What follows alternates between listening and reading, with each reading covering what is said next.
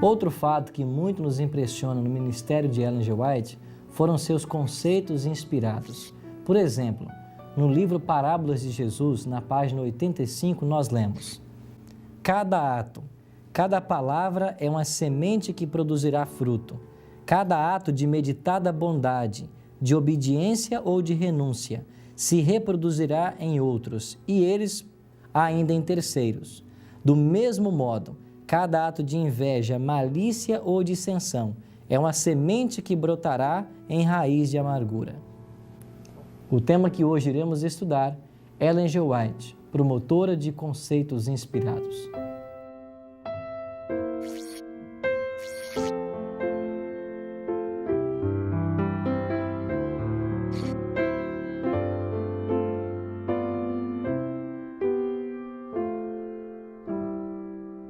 Nós estamos na Universidade Andrews e aqui está o Centro de Pesquisa Ellen G. White.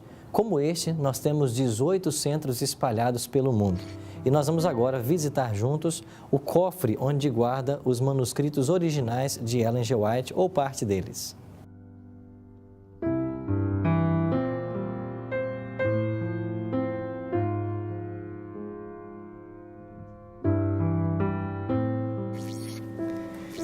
Esses cofres são de acesso restrito e aqui nós podemos ver, em primeira instância, aqui está a biblioteca particular de Ellen White ou parte dos livros que ela estudava.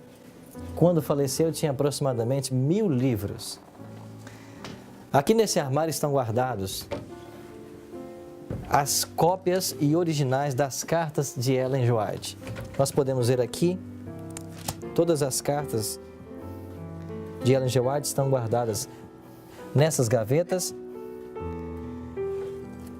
Aqui nós podemos ver, por exemplo, uma das cartas datilografadas. Primeiro a carta ela datilografada, depois isso voltava para a mão de Ellen G. White e ela fazia as correções e era refeito, datilografado outra vez por suas secretárias. Aqui nós podemos ver uma carta manuscrita de Ellen G. White. Essa carta foi escrita em 26 de agosto de 1907, em Santa Helena, lá no sanatório da Califórnia. E aqui nós podemos ver um manuscrito original de Ellen G. White.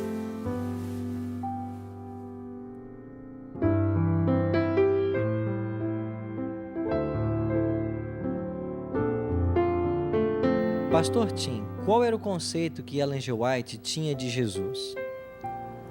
Para termos uma ideia do que Ellen White cria a respeito de Jesus Cristo, que é o personagem central dos seus escritos, basta ler o livro Desejado de Todas as Nações e nós temos uma ideia.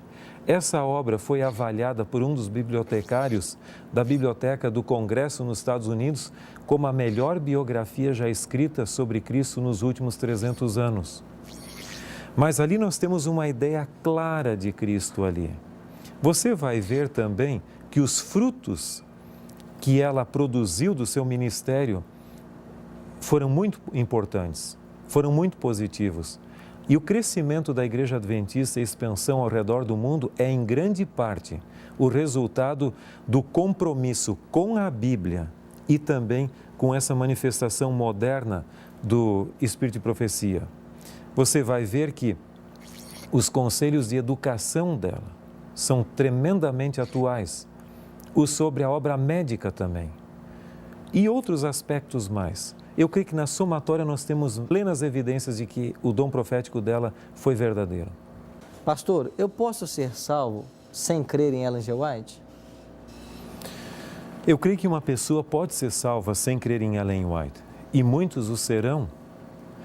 Mas um ponto-chave nessa questão não é crer ou não crer em Ellen White. A pergunta seria, posso eu conscientemente rejeitar um mensageiro que Deus envia para a minha vida e mesmo assim ser salvo? Eu creio que quando o Espírito Santo manda alguém para nossa salvação, para nos admoestar e nos ajudar, e nós conscientemente rejeitamos, a situação é um pouco difícil. Em Lucas capítulo 10, verso 16 é dito, quem vos der ouvidos, ouve-me a mim, e quem vos rejeitar, a mim me rejeita.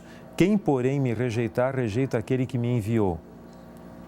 Então, o ponto crucial não é tanto aceitar ou não Ellen White, mas é a pergunta: foi Ellen White uma profetisa verdadeira ou falsa?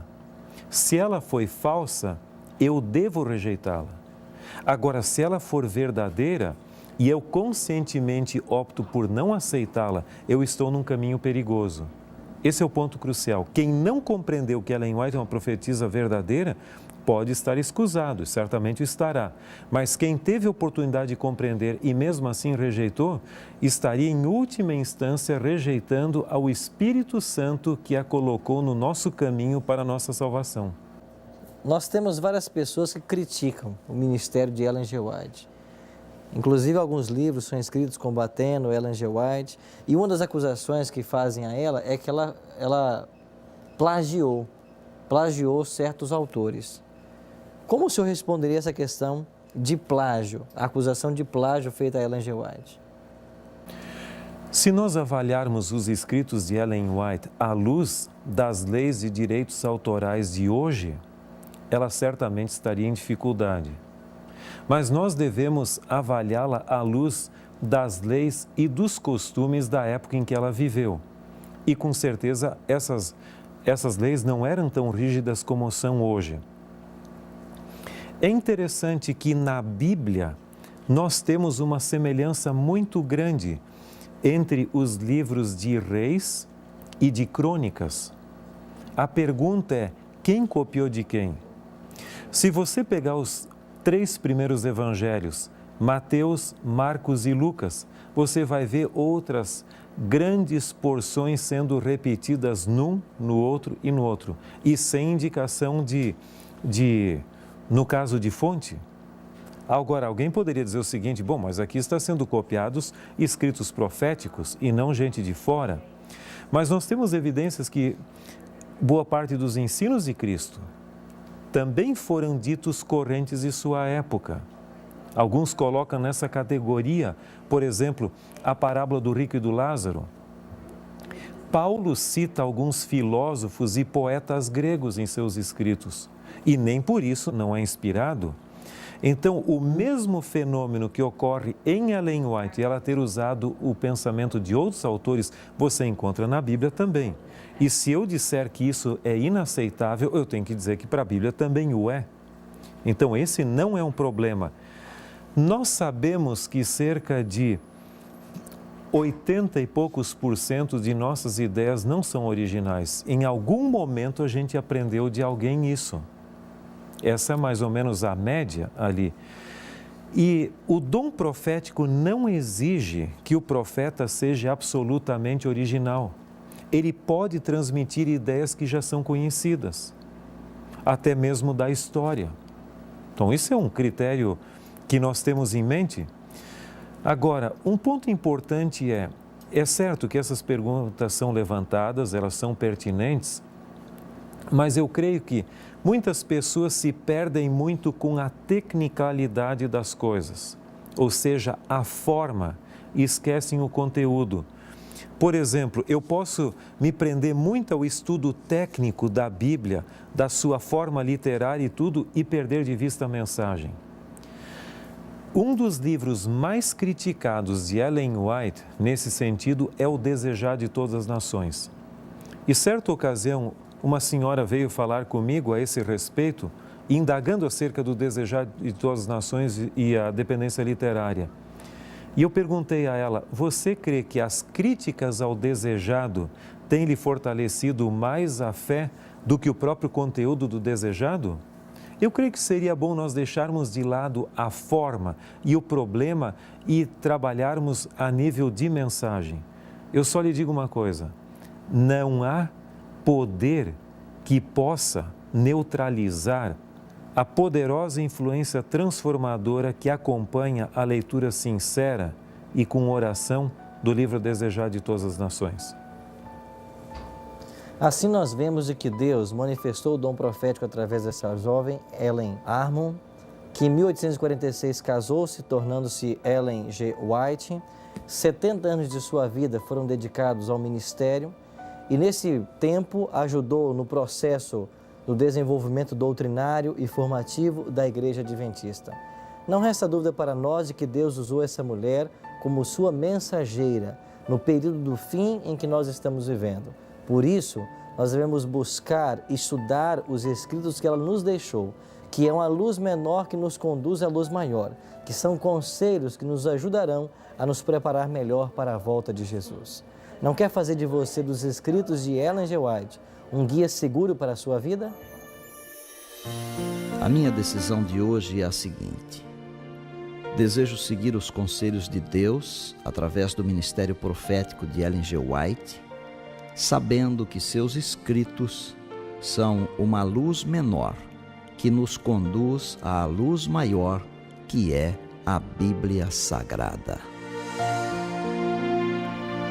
Se esta é a sua decisão, ore comigo. Nosso grandioso Deus e Pai que habita nos altos céus, obrigado por esses conselhos maravilhosos deixados por Ellen G. White para todos nós. Que nós possamos buscar o poder dos altos céus para obedecermos a essas orientações e que vivamos à altura da fé que nós professamos. Dai-nos a Tua paz ao nosso coração. Te oramos em nome de Jesus. Amém. Todos nós conhecemos Ellen G. White como profetisa, como mensageira do Senhor. Mas poucos de nós conhecem Ellen G. White mulher, esposa, mãe. Esse precisamente será o nosso próximo tema.